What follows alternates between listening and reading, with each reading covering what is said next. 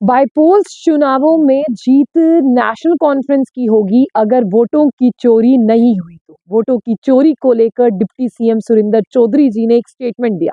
उन्होंने कहा कि नेशनल कॉन्फ्रेंस जो है वो लोगों के काम करने के लिए आई है और लोगों के काम करेगी। हमें तारीफों की जरूरत नहीं है क्योंकि लोगों ने हमें मैंडेट काम करने के लिए दिया है।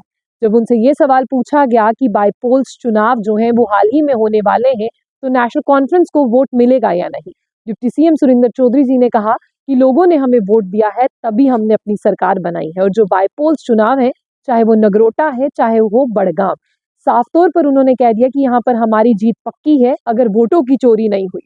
साथ ही साथ उन्होंने ये भी कहा कि जो केंद्र सरकार है वो वोटों की चोरी के लिए माहिर है। राहुल गांधी का आपने हाल ही में एक प्रेस कॉन्फ्रेंस देखा जिसमें उन्होंने बताया कि एक ब्राजील मॉडल के फोटो को इस्तेमाल कर कर कई बार वोट जो है वो दिए गए।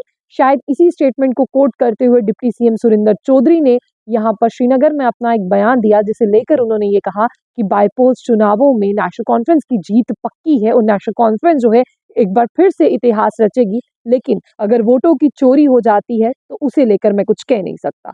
नौगाम फ्लाईओवर पर विजिट करते समय सुरिंदर चौधरी जी का ये स्टेटमेंट जो है वो वायरल हुआ और उन्होंने वहां पर भी, मैं आपको बता दूं कि तमाम वर्कर्स को ये हिदायत दी, तमाम जो कॉन्ट्रैक्ट वहां पर चल रहा था कंस्ट्रक्शन का काम, उन्हें कहा कि ये काम जो है नवंबर 15 तक पूरा होना चाहिए। और साथ ही साथ उन्होंने ये भी कहा कि हमारी गवर्नमेंट जो है यानी हमारी सरकार जो है वो वादाबंद है। हमारी सरकार ने जो एक एक लाइन क्या, एक एक लफ्ज कहा है, उस एक एक लफ्ज को पूरा किया जाएगा।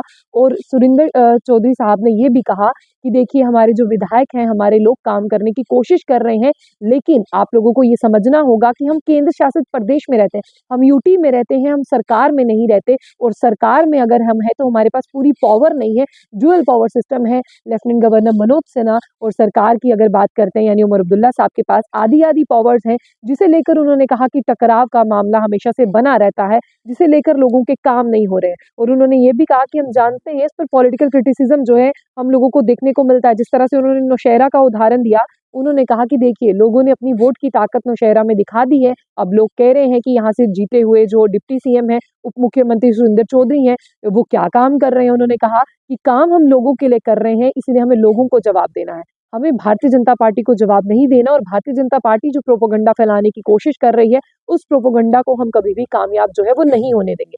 फिलहाल मैं आपको बता दूं कि वोटों की चोरी को लेकर जो राहुल गांधी ने कहा था, वो कहीं ना कहीं अब नेशनल कॉन्फ्रेंस ने भी कहना शुरू कर दिया है। और नेशनल कॉन्फ्रेंस का साफ तौर पर ये कहना है कि चाहे वोटों की चोरी हो तब भी उन्होंने कहा कि हम पूरा जोर लगाएंगे ऐसा ना हो। और उन्होंने यही कहा डिप्टी सीएम सुरिंदर चौधरी ने कि अगर वोट चुरा लिए जाएं तो हम कुछ कह नहीं सकते। अगर साफ और पारदर्शिता यानी ट्रांसपेरेंसी से वहां पर बाइपोल चुनाव होते हैं तो जीत यानी विजयी जो है वो नेशनल कॉन्फ्रेंस ही होगी। और मैं आपको बता दूं कि नेशनल कॉन्फ्रेंस की जिस तरह से बात करते हैं, वहां से शमीम बेगम है, जिस तरह से अगर हम एनसी की बात करते हैं और उनके सामने दिव्यानी राणा साहब हैं जो सुपुत्री है देवेंद्र सिंह राणा साहब की, दोनों स्ट्रॉन्ग कंटेंडर माने जा रहे हैं। और वहीं सीट से हर्षदेव सिंह जी भी हैं। और साथ ही साथ हम आपको बता दें कि ये सब दोनों जो है वो स्ट्रॉन्ग कैंडिडेट मानी जा रही हैं। लेकिन इसके अलावा हम उन्हें भी नहीं बोल सकते जो इनके साथ जो है वो चुनाव लड़ रहे हैं। लेकिन अब जब बाइपोल्स चुनाव होंगे, उनके नतीजे क्या कहते हैं ये मैं आप लोगों के सामने रखूंगी। और नगरोटा और बड़गाम सीट जो है वो दोनों पर ही सबकी निगाहें टिकी हैं कि किसके हाथ लगती है,